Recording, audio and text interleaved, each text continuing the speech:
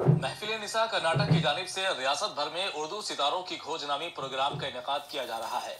इस प्रोग्राम में उर्दू तलबा के साथ साथ असातिज़ा के मुकाबले मुनक्किद किए जा रहे हैं। जिम्मेदारान के मुताबिक इसका मकसद तलबा और असातिज़ा की सलाहियतों को परवान चढ़ाना है।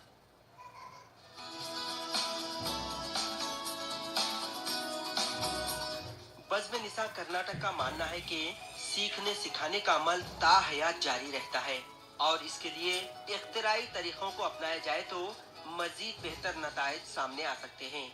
इसी मंसूबे के तहत बज़्म निसा कर्नाटक भर में प्राइमरी, हाई स्कूल और कॉलेज सतह पर तुलबा के लिए मुख्तलिफ तर्ज के मुकाबले मुनक्किद कर रही है। असातिज़ा के लिए भी मुकाबलों का इनेकाद अमल में लाया जा रहा है। गुलबर्गा में इसी प्रोग्राम का इनेकाद अमल में लाया गया।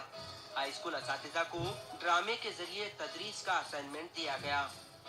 जैसे डिग्री कॉलेज के लिए हम रिपोर्टिंग करना है, हम ये नहीं चाहते कि वो सिर्फ तकरीर करें खड़े रहकर, बिल्कुल उनको अपनी सलाहियतें क्या हैं, आज के दौर में उनको कौन सी चीज़ की तरफ आगे बढ़ना है, उस तरफ हम जानना चाहते हैं।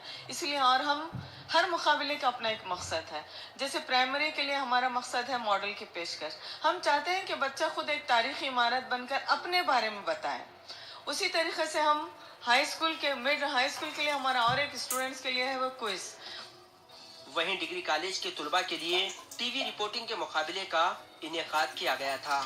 मेरे को बच्ची का रिजल्ट 90% होना है सर पसंद। आज चाहे 2 घंटे पढ़ो, 3 घंटे पढ़ो, 4 घंटे पढ़ो, दिन पढ़ो, रात पढ़ो, उसका खेलना, टीवी देखना सब कुछ बंद कर दिया हूँ मैं उसका रिजल्ट 90% लाना चाहता हूँ। आप क्या करना चाहते हैं? आप घर पर आकर 1 घंटा पढ़ा रहे हैं और पढ़ाइए उसको। जैसा आपको 40 लाख कमाना इम्पॉसिबल है, उसी तरह हर बच्चा 90% स्कोर करना इम्पॉसिबल है।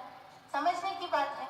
और आप परसेंटेज पे गौर मत कीजिए, बच्चा इल्म के साथ उसमें क्या काबिलियत आ रही वो गौर करिएगा। जिम्मेदारान के मुताबिक गुलबर्गा से फाते उम्मीदवारों को बेंगलुरु के लिए रवाना किया जाएगा, जहां रियासती सतह के मुकाबलों का इनेकाद अमल में लाया जाने वाला है, जिसके बाद फाते उम्मीदवार को रियासती सतह का उर्दू सितारे का एजाज दिया जाएगा। ईटीवी न्यूज के लिए गुलबर्गा से जवाद मीर की रिपोर्ट। फिलहाल